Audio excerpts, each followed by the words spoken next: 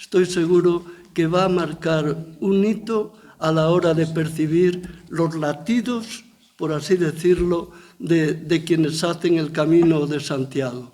Han estado muy a pie de obra. Y no es una encuesta, diríamos, al modo como solemos entender las encuestas. Ha sido de otra manera.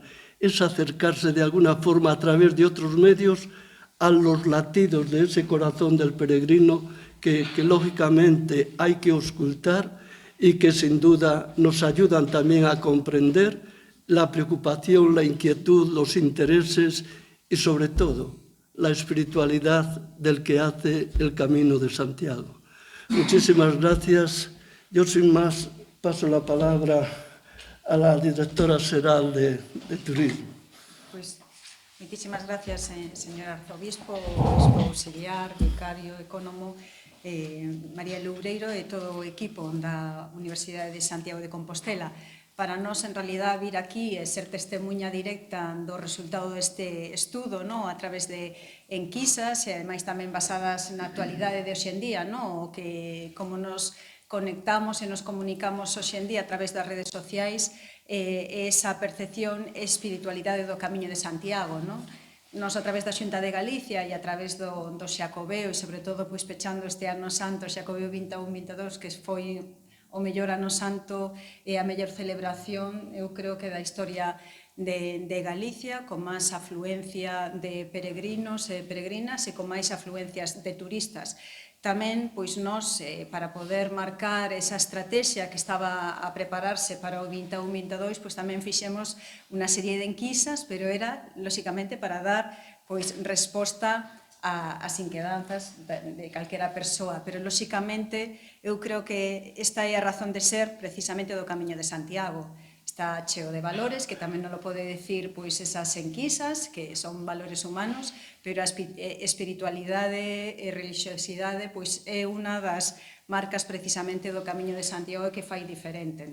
Todos somos conscientes de que unha vez que fas o camiño te convirtes ou cambias ou mudas porque te invita a reflexión. Unha vez que chegas á meta de peregrinación a Santiago de Compostela e das ese antes ao abrazo ao apóstolo e, por suposto, con ese botafumeiro que non deixa indiferente a ninguén, pois invita a reflexionar.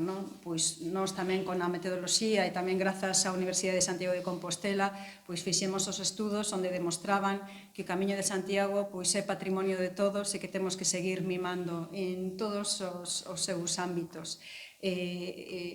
Nos chegamos tamén pois a través das redes, cos Instagrames, para chegar á xuventude e para dicir que o camiño tamén existe pois máis alá das persoas adultas, o perfil do que normalmente viña a facer o camiño, e lóxicamente para nós sí que é moi importante, e sobre todo pois estar aquí na actualidade e demostrar pois que a Igrexa, que é a parte fundamental tamén do Camiño de Santiago, pois que está na actualidade con esas atentos sempre ás redes sociais e tamén prestando pois os servizos, que como recordaba o arzobispo que leva 30 anos pois atendendo a eses peregrinos e peregrinas e que xa todos os que están aquí, os presentes, pois sí que ten esa testemunha directa das inquedanzas dos propios peregrinos e peregrinas. Pola miña parte, nada máis, felicitar o equipo, felicitar, por suposto, o arzobispado e todo o seu equipo por sacar a luz este resultado do estudio. Espero que sexa tanto non só para a Igrexa, senón tamén para nós, para seguir traballando e para seguir prestando os servicios que merecen eses peregrinos e peregrinas que se achegan a Santiago buscando algo. Ese algo, me imagino que é o que vai a decir ese estudo. Por a miña parte, nada máis, e moitísimas gracias por a invitación. Muchas gracias. Tiene la palabra doña María Luz Loureiro. e a súa vez tamén agradecemos inmensamente o encargo. Foi un luxo poder traballar nun ámbito temático pouco estudiado, como poden ser as motivacións de por que os peregrinos fan o Camiño de Santiago. Entonces, doblemente agradecidos pola oportunidade de ter feito este traballo. Moitísimas grazas a todos, en especial, por suposto, ao señor arzobispo e a todos os representantes da diócese. Moitas gracias á Secretaria de Turismo, moitas grazas tamén ao profesor Fernando Barros, que xa non é a primeira vez que confía en nos, espero que non sexa a última por a miña parte, e moitas grazas a todos os restos dos aquí convidados e aos medios. Pois, efectivamente, recibimos o encargo o ano pasado de tratar de aproximarnos ao que son o mundo das percepcións e espiritualidade do Camiño de Santiago. E para elo, como non hai datos estadísticos, non hai por onde buscar, tratamos de entender, bueno, pois que servizos tanxibles que coñecemos proporciona o Camiño, pero tamén os intanxibles. Por que a xente fai o Camiño de Santiago? Cales son as motivacións fundamentais? E, basicamente, o que se descubre rapidamente é que hai unha motivación fundamental, que é a espiritualidade, e esa é unha motivación subxectiva que toma distintas formas e que representa distintos valores de acordo á persoa que fai o Camiño. Neste ámbito, para descubrir como entendemos a perspectiva da espiritualidade, como os peregrinos se basean na espiritualidade, fixemos un traballo que consiste en dúas partes. Inquéritos, por unha banda, inquéritos tanto a persoas que xa fixeran o Camiño de Santiago, nalgúns casos de forma repetida, e, por outra banda, tamén inquéritos a persoas que estaban a planificar o Camiño de Santiago, que estaban nas súas casas pensando, ideando esa ruta máxica, non? Eso en termos de inquéritos. Tamén, a súa vez, durante un ano, durante a finais de 2021 e todo 2022, recollemos toda a información de Twitter que contiña o hashtag Camiño de Santiago, Compostela e Compostelana. De forma que tamén temos unha base de datos moi ampla do que foron as conversas que se reflectiron nas redes sociais. Entón, con todos estes datos, o que nos centramos é un pouco de ver, centrámonos en ver o espectro amplo que ten a espiritualidade. No traballo non definimos espiritualidade per se, porque, como acabamos de decir, é un concepto subxectivo que é certo que está relacionado con sentimentos e creencias profundas que moitas veces son religiosas, pero non necesariamente son religiosas, non sempre teñen esa vocación religiosa, pero sí sempre teñen esa vocación de buscar, tratar de descubrir, tratar de entender ou tratar de contestarse grandes preguntas. Se buscamos na Real Academia Española espiritualidade, nos dice ben de espiritual e define espiritual como se o decimos dunha persoa moi sensible, pouco interesada polo material. Efectivamente, este ámbito de pouco interesados polo material é un dos elementos que máis se reflicte nas conversas dos peregrinos, en moitos deles. Como lles comento, o traballo ten unha ampla base metodolóxica. En concreto, obtivemos máis de 1.537 inquéritos a peregrinos que xa fixeran o Camiño de distintas nacionalidades. Esta é unha mostra moi ampla e moi internacional, como veremos nun momento. E tamén temos 339 de outras persoas que nunca fixeron o Camiño, pero que estaban a planificar. A perspectiva de como podemos conseguilo foi a través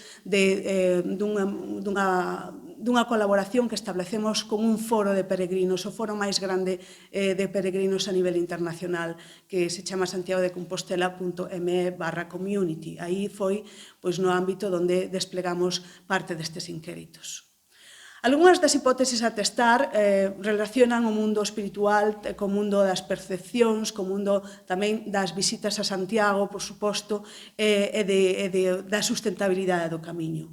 Por poñer algúns exemplos, pensábamos que un dos motivos, os motivos espirituais forman parte de visitas máis recurrentes. É dicir, pode ser que aquelas persoas que teñan motivos puramente espirituais de búsqueda de respostas, de búsqueda a grandes necesidades que teñen máis probabilidade de facer o Camiño e de telo feito incluso repetir. Esa era unha das hipóteses que queríamos testar.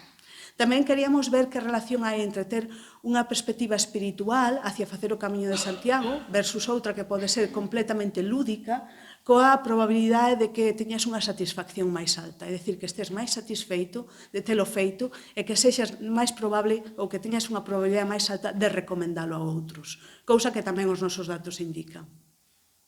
E finalmente tamén vimos que non somente os que fan o camiño por motivos espirituais teñen máis tendencia a repetilo e incluso, por suposto, a recomendalo, senón que tamén teñen máis tendencia a disfrutar ou experimentar cambios sustanciais na súa vida, desde que o fan. Por exemplo, un dos elementos que indican nos inquéritos é a reducción do elemento material na súa vida. Pois, por exemplo, poden darse conta de que non precisan vivir nunha casa tan grande, que cunha máis modesta se sinten completamente contentos e toman determinadas decisións cara a reducir o aspecto material da súa vida. Como neste inquérito a peregrinos, para que teñan un pouco de perspectiva do que aquí se fixo, como digo, a base de datos é moi ampla, 1546 inquéritos, non sabemos de ningunha outra base de datos tan ampla. Decirlles que definitivamente comenzábamos o inquérito con preguntas moi básicas, moi sinxelas, de como cal foi o último camiño que fixeches, onde te quedaches, etc. Todas elas amosando que definitivamente a ruta francesa é das máis visitadas e quedábanse en hoteles ou hostales de peregrinos, albergues a poder ser na maioría das circunstancias. O que queríamos ver é definitivamente esta relación entre as expectativas que tes, os motivos por que o faz o camiño e finalmente a satisfacción. E para iso testamos algunhas hipótesis que nos definitivamente confirman que aquelas persoas que teñen determinado tipo de expectativas as ven cumplidas con creces no que é despois de facer o Camiño de Santiago. Con respecto a algunhas das preguntas que facíamos, que esperas? Non sei se o poderán ver pero con claridade, pero indicábase esperaban que sería unha experiencia, tiñan a expectativa antes de facelo de que fora unha experiencia satisfactoria, de 1 a 7 sería un dos elementos que máis ranqueaban, dun 6.6, pero tamén definitivamente tiñan toda esta expectativa de querer descubrir paisaxes con distintas xentes, querer descubrir lugares novos e querer descubrir, incluso eles mesmos salir da súa zona de confort e incluso poñerse en forma física, era algunha das respostas que daban con respecto ao que son os desexos que elas tiñan, as expectativas. Por que facían o camiño? Bueno, porque basicamente querían vivir unha experiencia libre, moitos deles, o que nos indicaban, é un dos elementos que máis indicaban, é disfrutar da natureza e do aire libre. Tamén querían sair da súa forma habitual de facer as cousas, sair da súa casa, e querían disfrutar de lugares novos, de persoas novas, de paisaxes novos. Aí vese ese aspecto de descubrimento que está moi relacionado ca espiritualidade. Disfrutar de algo que non coñeces, abrirte a novos campos e sair da tua zona de confort. Con respecto ás experiencias, as experiencias que indicaban, aqueles que xa o fixeron, indicaban que realmente fora unha experiencia agradable e que un dos elementos que máis lles interesara era descubrir que a xente ao longo do camiño era moi agradable, moi hospitalaria. Este era un dos elementos que máis ranqueaban. Tamén definiron o camiño como un viaxe único, coido que esa pequena frase define tal cual o que é o Camiño de Santiago, un viaxe único. E, a súa vez, tamén falaban da pura rehabilitación ou rehabilitación e revitalización tanto física como mental. Estos eran aspectos que indicaban que disfrutarán ao máximo durante o Camiño de Santiago. En termos de satisfacción, definitivamente o nivel de satisfacción era moi alto, dun 6.8 sobre 7, indicando que definitivamente volverían a facer o Camiño de Santiago, e moitos deles o recomendarían a terceiros. Definitivamente se sentían moi satisfeitos ou satisfeitos ca viaxe. Entón, o que pudemos constatar é que antes de sair da casa había unhas expectativas moi altas fundamentadas sobre o Camiño de Santiago e a pura realidade amosa que esas expectativas cumpríronse con creces, de forma que hai unhas correlacións positivas estadísticamente significativas. Outro elemento interesante é ver como a espiritualidade e o grado de satisfacción se correlacionan. Neste gráfico de embudos verán que son precisamente as persoas con nivel de alta religiosidade ou espiritualidade, que indican que existen motivos espirituais polos cales fan o Camiño de Santiago, os que indican ter unha satisfacción máis alta. E tamén, con respecto ao número de peregrinaxes, son aqueles precisamente como máis espirituais, aqueles que buscan e siguen buscando e siguen pensando, os que teñen máis alta probabilidade de repetir a viaxe. De feito, hai persoas na base de datos que fixeron o Camiño de Santiago 12 veces, e incluso algunha outras máis. Con respecto aos seus gastos, a como acometeron a viaxe, decir que habitualmente as persoas que fan o Camiño de Santiago por motivos religiosos ou espirituais toman tendencias ou teñen unhas tendencias con gastos máis limitados, máis reducidos, porque buscan un tipo de vida máis humilde. Neste caso concreto, observamos que a maioría deles teñen gastos por debaixo de 89 euros, a gran maioría deles. E hai unha gran diferencia entre gastos por persoa, dependendo se o faz por aspectos lúdicos, puramente lúdicos, recreativos, ou ben se tes unhos fins espirituais e emocionais claros. Como digo, neste ámbito, vese que o gasto medio está en torno a 50 euros por día. Pero iso non significa que sexa negativo para o ámbito turístico, non moitísimo menos, porque de feito é a súa forma de ver a realidade, de consumir menos, pero consumir o necesario, consumir elementos de proximidade e tratar de volver a recomendar a ruta como algo extraordinariamente positivo cara ao futuro e cara á sustentabilidade deste destino. O beneficio máis grande de peregrinar, como ven aquí, indícanse varios, pero sobre todo vivir experiencias únicas. Isto quizás foi un dos elementos, aínda que tamén indican moitos deles que a propia peregrinaxe lle permitiu tamén descubrir os que eran valores máis religiosos que tiñan escondidos e ter unha conversación máis fluida con Deus. Pero definitivamente obsérvase a importancia da espiritualidade medida con distintas variables e desde distintos gradientes.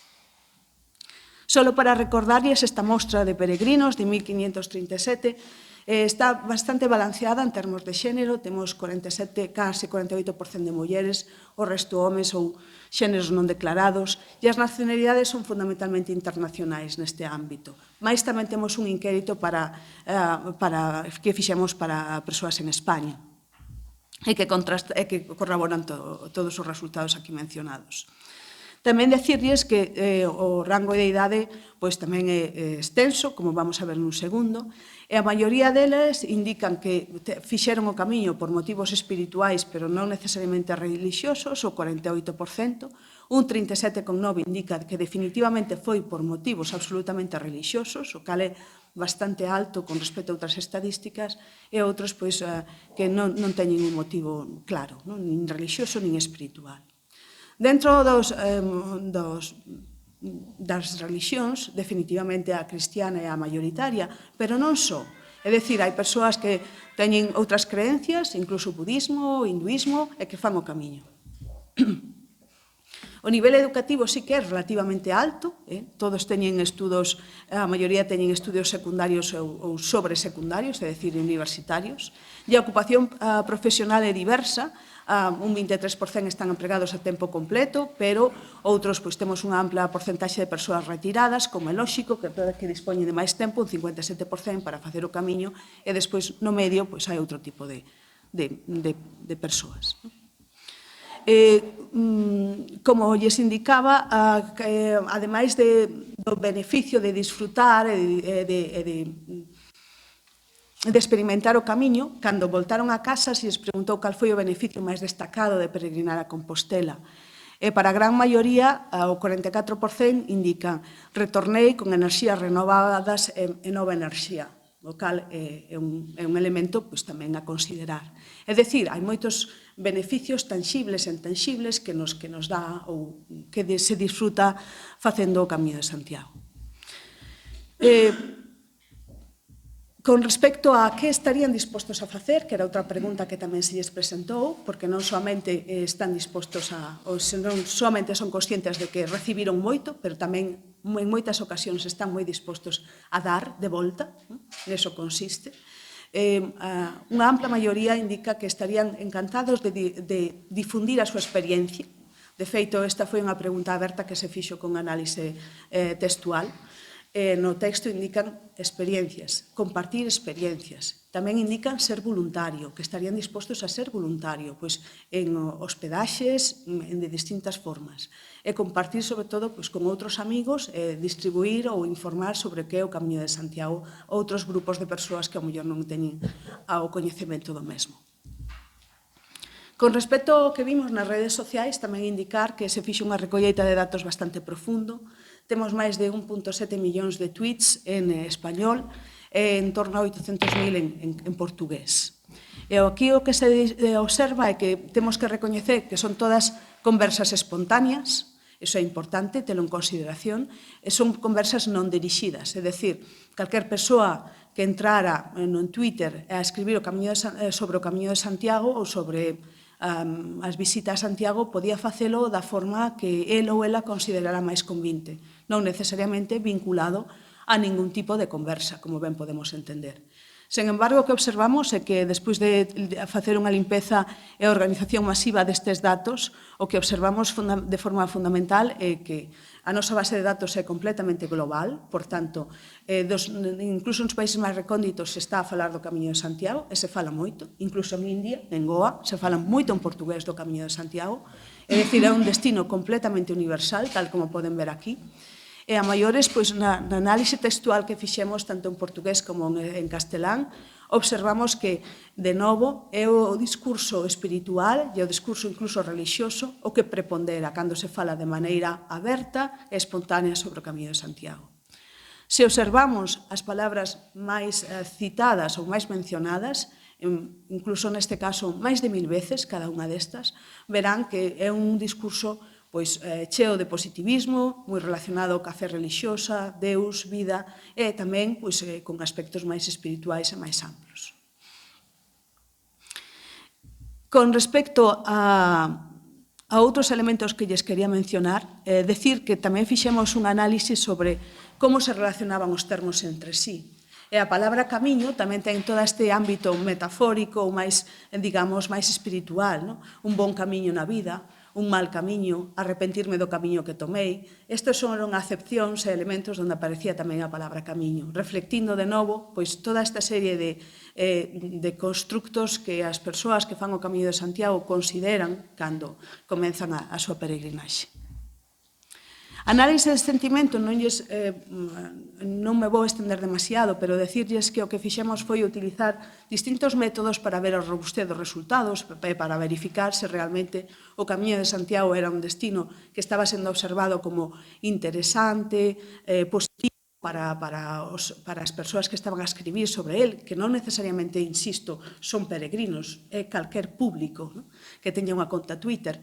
E o que observamos é que definitivamente, cando fixemos análise de robustez, utilizando distintos algoritmos para procesar todo este Big Data, vense unha correlación bastante importante entre os termos que se empregan, que sempre son de tendencia, como indicábamos, espiritual e religiosa, é dicir, é unha conversa que, independentemente de que non está sendo monitorizada, é unha conversa, como podíamos ao mellor esperar, moi centrada no que son os obxectivos fundamentais do camiño.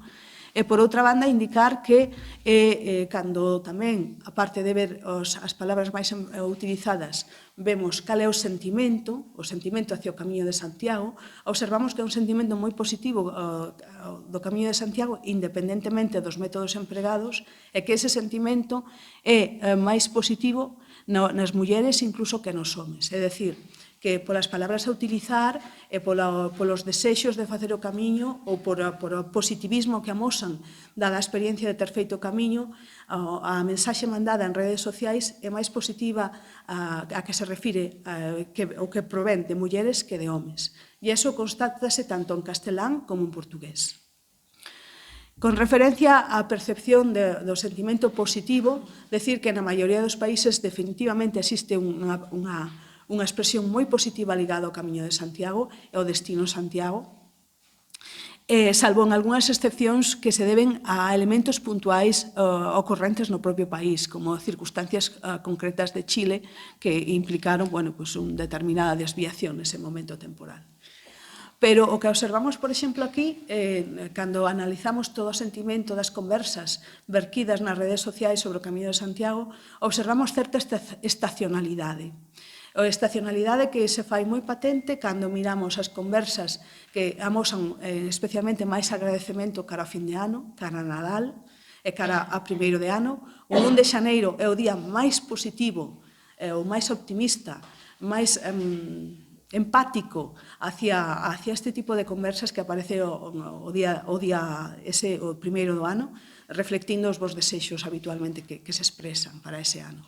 E tamén vemos que a partir de aí, en Semana Santa, volve a haber outro pico de conversas positivas, optimistas, cheas de ilusión e de renovación de forzas que se fan patentes nas redes sociais.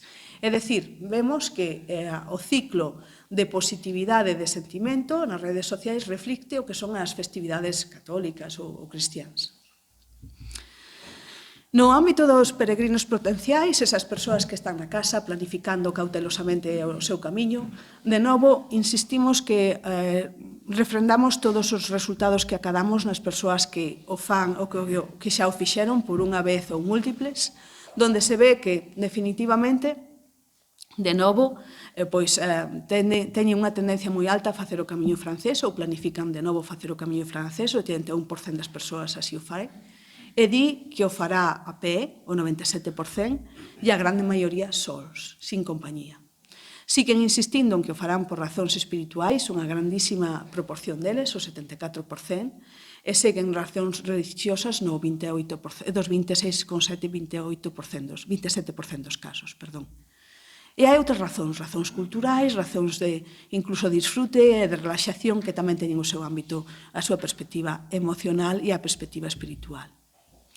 En resumo, non lles quero aburrir porque basicamente todo o que aquí observamos de gastos modestos que son os que están a ser plantexados por a maioría dos nosos peregrinos que indican ter preferencias espirituais, unha fonda relación espiritual e religiosa. E tamén decir que definitivamente teñen unha imaxe ex ante moi boa do que é Santiago de Compostela, non só o Camiño de Santiago, senón a cidade de Santiago, Galicia en xeral, e España tamén como destino tamén ten unha imaxe moi boa. Estas mesmas persoas, como lles decía anteriormente, seguen a buscar os mesmos valores e as mesmas desexos de apertura hacia novas experiencias igual que as outras persoas que xa o fixeron. En particular destacan o desexo de coñecer a xente nova, lugares novos, destacan o desexo de acercarse á historia e á cultura distinta, e tamén destacan o desexo de ter unha experiencia única e satisfactoria. Aquí está o gasto esperado, o que planifican en gastar, entre 50 e 69 euros, este sería o tramo de gasto con máis probabilidade. E decirlles de novo, que esta é unha mostra internacional de peregrinos internacionais, donde tamén vemos que son distintos con respecto ao que son as súas creencias religiosas e outras. O 36% indica que o fai por motivos estrictamente religiosos dentro deste foro, e a súa vez, unha porcentaxe moi ampla, un 48%, nos indica que son motivos espirituais, pero non necesariamente religiosos. En resumo, xa para non aburrilos, decirlles que definitivamente é moi importante este aspecto de espiritualidade que se reflicte no que son as conversas dos peregrinos, esa búsqueda constante que fai non somente que o Camiño de Santiago sexa un destino vivo, senón que sexa un destino con moitísimo futuro, porque a búsqueda pode ser sempre constante. E tamén é moi interesante observar que a experiencia destes peregrinos foi moi positiva, con a grande maioría recomendando a terceiros. E non só están dispostos a recomendar, senón que unha ampla porcentaxe deles tamén están dispostos a colaborar activamente para que os valores do Camiño de Santiago sigan vivos e sexan experimentados por outras persoas que agora mesmo non os coñecen. Están dispostos a compartir experiencias, están dispostos a participar en voluntariado e a moitas outras actividades, incluso doazón económica. E con eso pois, concluímos pensando de que existen múltiples posibilidades de colaboración, múltiples posibilidades para que aquí desde a diócese pois, se sigan enganchando a estes peregrinos que siguen buscando contestacións a preguntas fundamentais dentro do que é a súa existencia e a súa vida e que están moi interesados no que son os principios constitucionais que comprenden, que comparten a lógica do Camiño de Santiago. E con isto, pois, un pouco é o que lles queríamos amosar hoxe. Moitas grazas pola atención. Quedo pendente de calquer pregunta, dúbida ou cuestión que poidan ter. Por certo, os meus compañeiros aí están, Xosé Antón e Fidel, que estarán tamén encantados en contestarlles. Moitas grazas. Cal sería en conxunto de media os peregrinos que o fan por motivos espirituais, pero non religiosos, os que o fan por motivos exclusivamente religiosos? De acordo a esta fonte de datos, na nosa fonte de datos temos que en torno ao 37% o fan por motivos estrictamente religiosos, e insisto, estrictamente, mentras que en torno a un 48% o fan por motivos máis espirituais, non necesariamente religiosos, pero que tamén poden ser religiosos. Hai un solapamento de feito claro entre o que é un motivo espiritual e motivo religioso. E despois, por outros fins que poden ser culturais ou incluso lúdicos, podemos falar en torno a un 16% de persoas.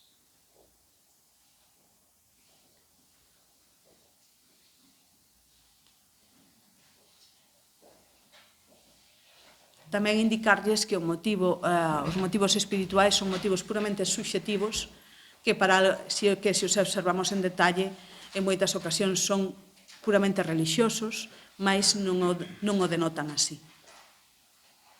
Por poñerlles un exemplo, hai unha persoa que lle preguntamos cal foi a súa experiencia e dixo que fora unha experiencia maravillosa, que trouxera, e é moi emocionante o que dixo, que trouxera as cinzas do seu fillo e que as deixara aquí, pero non o consideraba como un motivo religioso, cando para min era increíble, un motivo increíble. Entón, isto da espiritualidade, quero que seiban que, definitivamente, como son respostas subxetivas, pois poden ser motivos puramente que nos comprenderíamos como tamén religiosos. De todas as maneiras, como non hai ninguna pregunta, que o gasto que María Loureiro, e que non é con afán de corrixir ni nada deso, que está na media, é dicir, non é que gasten menos, é que precisamente gastando en albergues, que iso é o que hai que ter en conta, a media do turista normal é uns 62 euros, sí, exactamente, do turista normal. Sí, exacto. E tendo en conta que eses peregrinos maioritariamente van a albergues, é un gasto que fixéramos tamén coa Universidade de Santiago de Compostela, que representa os 2/3 máis de gasto que un turista, porque o deixan todo aquí na terra. E non gastan, noutras cousas. Efectivamente, é un modelo de turismo moi sostible, moi local, moi de proximidade, e, sobre todo, que é interesante que a percepción é, como foi tan positiva, de recomendar, de retornar, entón o cal isto implica unha sustentabilidade económica do destino que pode ser tamén definitivamente moi útil para a economía local. Eu queria preguntarlle as cifras deste bienio Xacobeo foron espectaculares, que se repetido moito, e houve quen dixo que ao mellor se non había certo risco de que o camiño pudera morrer de éxito, non precisamente por falose de masificación. Ao fío destes datos que de revelar vostedes, se non se desmonta un pouco ese discurso, non? Porque se a motivación é tan fonda, ao mellor... Si, a motivación é para as persoas que planifican o camiño, que ao mellor veñen dende lugares distantes, hai outro tipo de motivacións e que obviamente que non están tan relacionados co que pode ser o lugar onde se quedan. Pero ben é certo que tamén se indica en algúns inquéritos que nas últimas etapas do camiño sí que ás veces era difícil atopar habitación para dormir. Entón, pois iso é un elemento que definitivamente se pode considerar e analizar e estudar, igual que se ten feito noutros grandes lugares de peregrinación no mundo. Pois na Meca hai un sistema concreto específico, incluso de loterías, onde non pode, hai unha regulación de persoas que poden acceder. Estamos, penso, lexos deso, pero en moitas capitales con grandísima afluencia de peregrinos durante épocas concretas do ano específicas, xa se teñen estudado e analizado fórmulas para evitar que eso sexa un problema serio. E como esas fórmulas existen, pois sería cuestión de, no caso de que fora necesario, estudalas para poder implementalas. Normalmente os peregrinos que fan con ese carácter normalmente pois reservan con antelación. Son os peregrinos que queren vivir a experiencia pura e pura, os que o mellor corren o peligro non atopar a habitación, pero normalmente se reserva con antelación. E nós tamén, cando saímos dun país, imos con a reserva sempre, para non ter, pois, non? De todas formas, que non haxa excesiva oferta de albergues, que non haxa unha masificación polo lado da oferta, tamén forma parte do que é o encanto, do que é a búsqueda, do que é mantelo pequeno, mantelo local. Entón, iso tamén é outro elemento que tamén temos que considerar. Queda claro que para hacer el Camino de Santiago no se necesitan hacer unas oposiciones.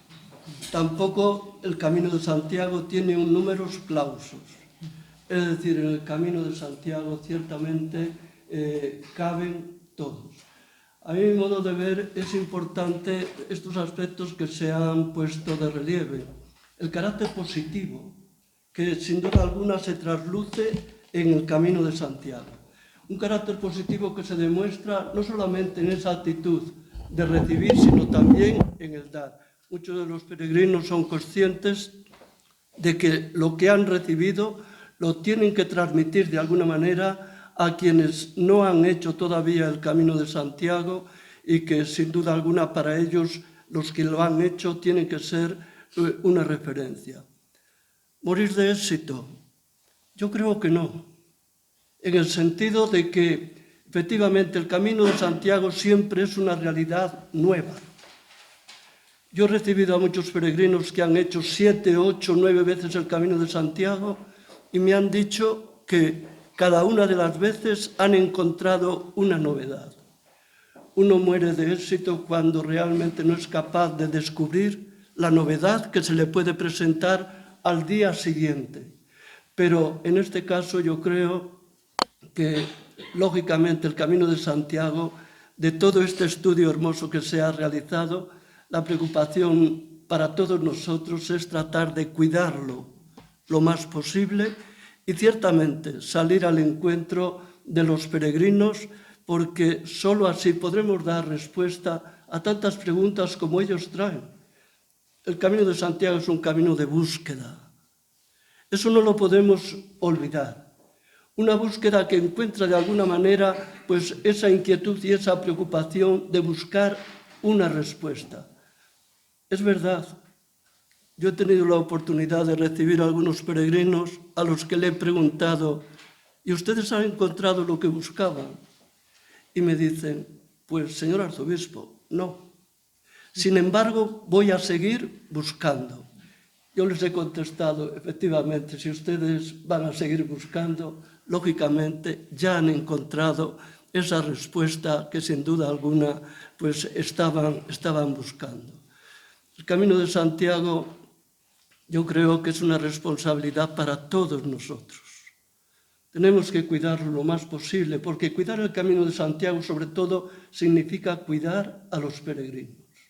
Y esto se refleja en este espléndido estudio que han realizado este equipo de la Universidad de Santiago, al que le agradecemos vivamente pues, su forma de trabajar, su forma de hacer y su forma de acercarse sobre todo a las personas, que son las que realmente marcan el hito y marcan de alguna manera, diríamos, esa forma de buscar esas conclusiones que todos nosotros deseamos.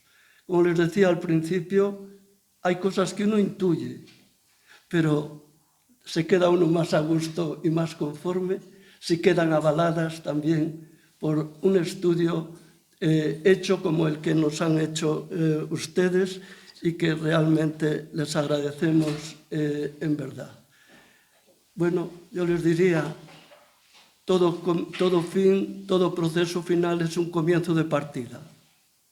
Hemos llegado al final de este bienio de Año Santo.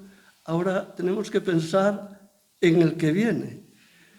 No solo pensar en el que viene, tenemos que pensar en tantos peregrinos que siguen viniendo, sea Año Santo o no sea Año Santo. Ojalá que sepamos valorar esta riqueza, una riqueza también material, pero sobre todo una riqueza espiritual que tenemos que tratar de conservar y tenemos que tratar de alentar lo más posible. Es tarea y es don para todos y cada uno de nosotros. Muchísimas gracias, que Dios le pague y el apóstol Santiago esta presencia que han querido tener esta mañana para de alguna manera valorar esta realidad tan significativa que la tenemos no por mérito nuestro, hay que decirlo, sino por esa presencia de la tumba del apóstol Santiago y en definitiva por gracia de Dios. Que Dios se lo pague. Muchísimas gracias. Que tengan buen día.